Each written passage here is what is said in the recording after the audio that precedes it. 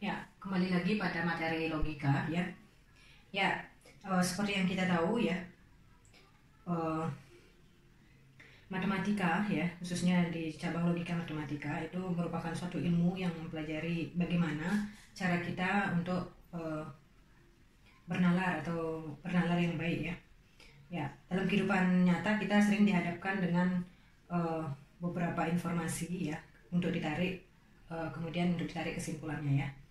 Ya, pernyataan seperti itu ya, itu disebut argumen ya. Jadi argumen itu adalah sekumpulan konjungsi ya dari beberapa premis yang berimplikasi pada kesimpulan ya. Jadi di sini bentuk umum dari argumen seperti ini ya. Jadi P1 dan P2 dan sampai Pn, misalkan kita punya sejumlah hingga banyaknya premis ya, akan berimplikasi pada suatu kesimpulan ya. Jadi K ini kesimpulan. Kemudian PI di sini adalah premis ke I-nya yaitu 1 sampai N ya. Ya, contohnya misalkan jika Adit giat belajar, maka ia akan lulus ujian. Ternyata Adit lulus ujian. Ya, kesimpulannya oleh karena itu Adit giat belajar. Ya, ini salah satu contoh argumen ya. Jadi salah satu contoh argumen. Nah, untuk mengetahui apakah argumen ini sudah valid atau tidak ya, maka kita butuh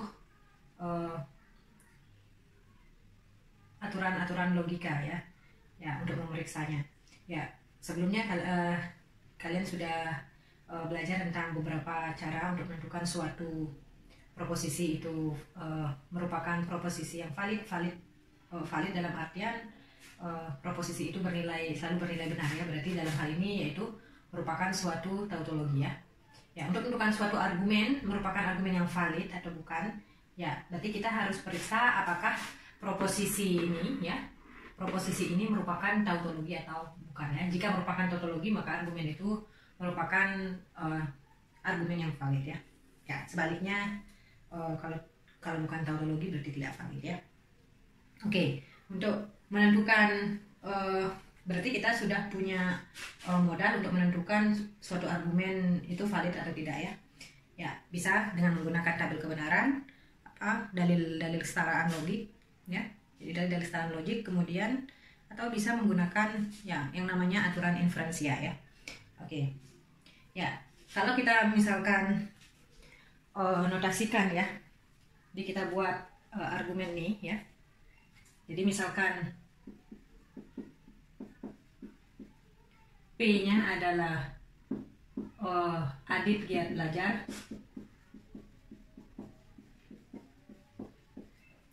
Ya, kemudian Q-nya adalah ya ia akan lulus ujian ya.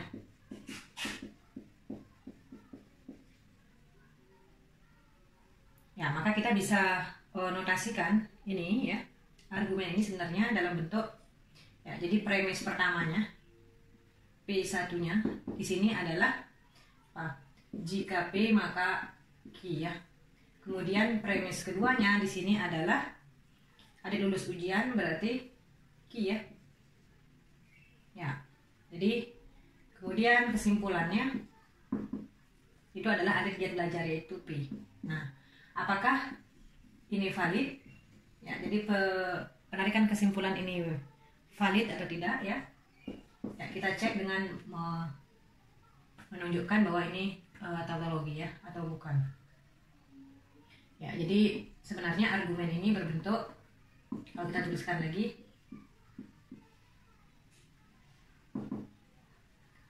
ya, jika P maka Q dan Q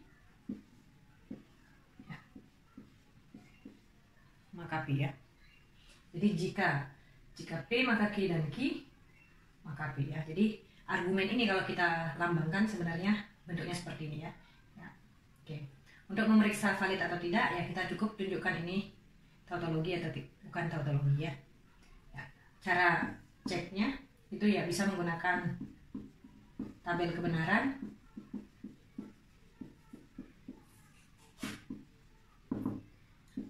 atau dalil kesetaraan logik yang sudah kita bahas pada video sebelumnya. Ya. kita bisa cek ini ya.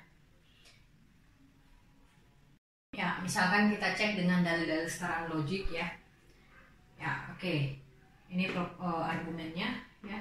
Jadi jika P maka Q dan Q maka P ya. Ya. Jadi kita ubah implikasi ini ke bentuk setaranya, yaitu negasi dari antecedent atau konsekuen ya. Jadi negasi dari yang di dalam atau P, tapi yang di dalam juga ada implikasi, berarti negasi P atau Q ya. Ya, sehingga kita dapatkan kalau kita negasikan ini akan jadi P dan negasi Q berdasarkan dalil De Morgan ya. Dan jadi atau Q jadi negasi Q ya, atau P ya. Kemudian kita kerjakan ini dulu ya, kita kerjakan ini ya, ini dengan menggunakan sifat asosiatif. Jadi kita bisa kerjakan ini suatu oke. Jadi kita bisa tuliskan ya, ini kita kerjakan dulu ini ya, akan menghasilkan negasi Q ya. Ya, sehingga negasi Q atau P ya. Ya, jadi hasilnya ini bukan merupakan tautologi ya. Oke, jadi penarikan kesimpulan ya pada argumen itu tidak sahih ya. Jadi argumennya tidak valid ya. Oke.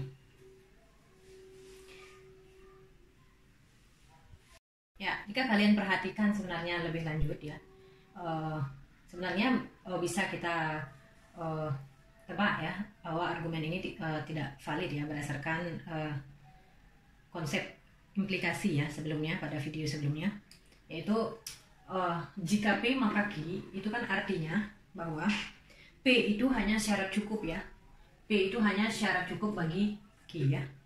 Ya, tapi untuk terjadinya Q itu tidak mesti P harus terjadi ya. Oke, jadi penarikan kesimpulan bahwa P mesti terjadi di sini itu tidak valid ya. Oke. Ya, jadi kalau kalian cek dengan tabel kebenaran ya, maka kalian akan dapatkan nilai kebenaran dari argumen ini itu tidak semuanya bernilai benar ya.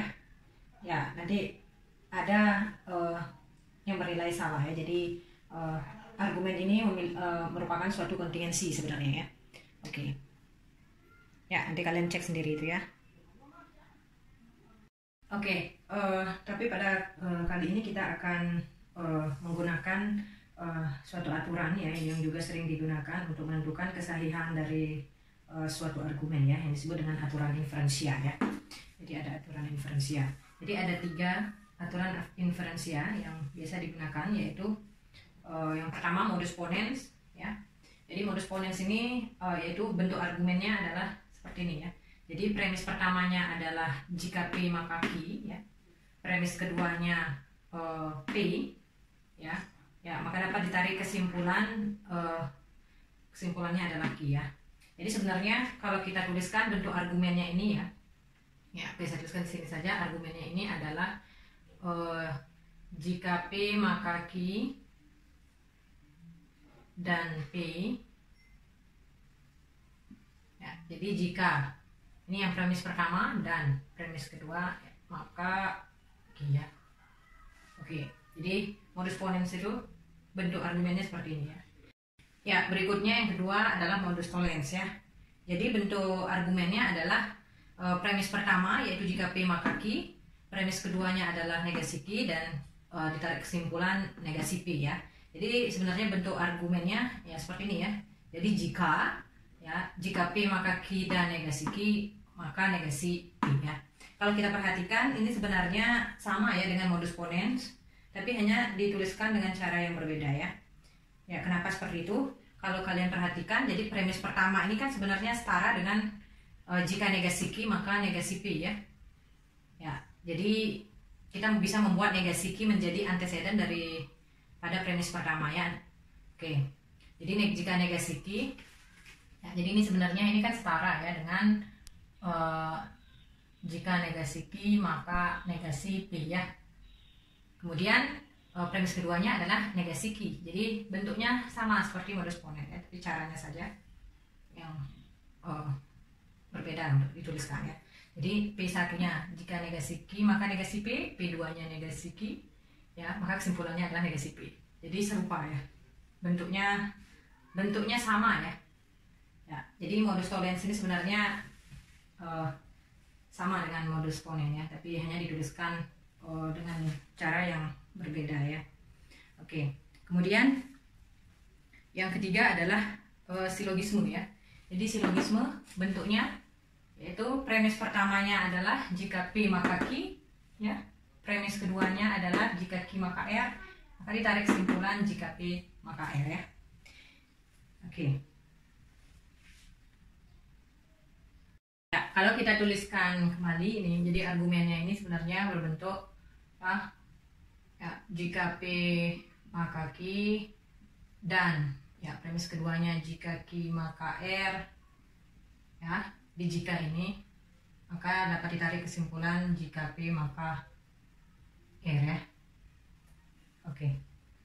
Ya, kalau kalian perhatikan ketiga aturan inferensia ini sebenarnya sudah ada ya di video-video sebelumnya ya, dan sudah saya minta buktikan ya, saya minta kalian buktikan kevalidannya ya menggunakan dalil-dalil kesetaraan logik ya maupun tabel kebenaran ya. Ya, jadi ke semua bentuk argumen ini itu valid ya secara logik. Oke. Ya, kita ambil contoh misalkan ya.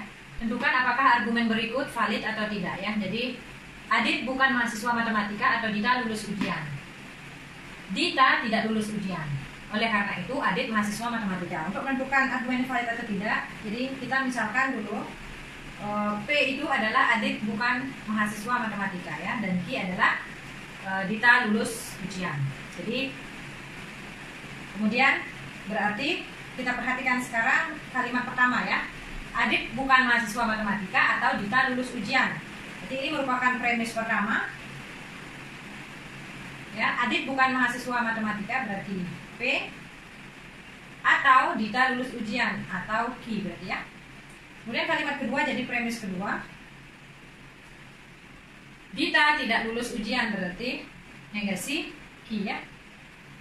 Itu kemudian disimpulkan Adit mahasiswa matematika ya. Jadi kesimpulan di sana adalah Adit mahasiswa matematika. Berarti negasi P ya. Karena P-nya adalah Adit bukan mahasiswa matematika. Oke. Untuk melihat ini sahih atau tidak ya, maka kalau kalian perhatikan dengan aturan inferensia, ketiga aturan inferensia tadi ya, baik modus ponen, modus tollens maupun silogisme itu semuanya melibatkan implikasi ya. Oleh karena itu pada premis pertama kita ubah dulu ke bentuk sekarangnya, yaitu dalam bentuk implikasi adalah jika negasi P maka Q ya. Ya, kemudian premis keduanya tetap berarti negasi Q ya, premis keduanya. Maka kesimpulannya berdasarkan modus apa ini? Modus tollens ya. Kita bisa menggunakan modus tollens ya. Jadi ingat modus tollens, jika P maka Q, kemudian premis keduanya negasi Q, maka berlaku negasi dari antecedennya ya. Jadi kesimpulannya adalah negasi dari negasi P, berarti P ya. Oke. Ya, jadi penarikan kesimpulan pada soal itu ya. Jadi ini yang pertama, ini tidak valid ya.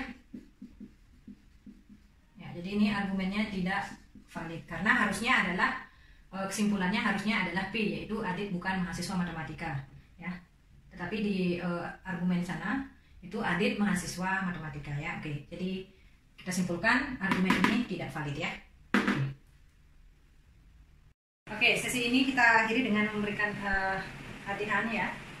Jadi tentukan kesahihan dua argumen berikut. Jadi ada dua permasalahan. Jadi yang pertama, jika X bilangan prima, maka X bilangan ganjil atau X sama dengan 2.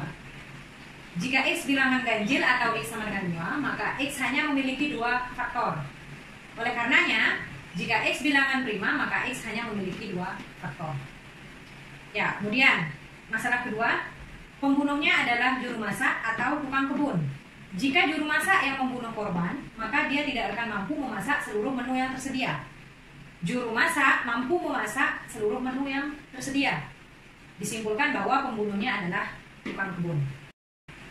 Ya, jika ada pertanyaan atau komentar ya, kalian bisa bertanya langsung komentar pada kolom komentar atau chat via grup ya.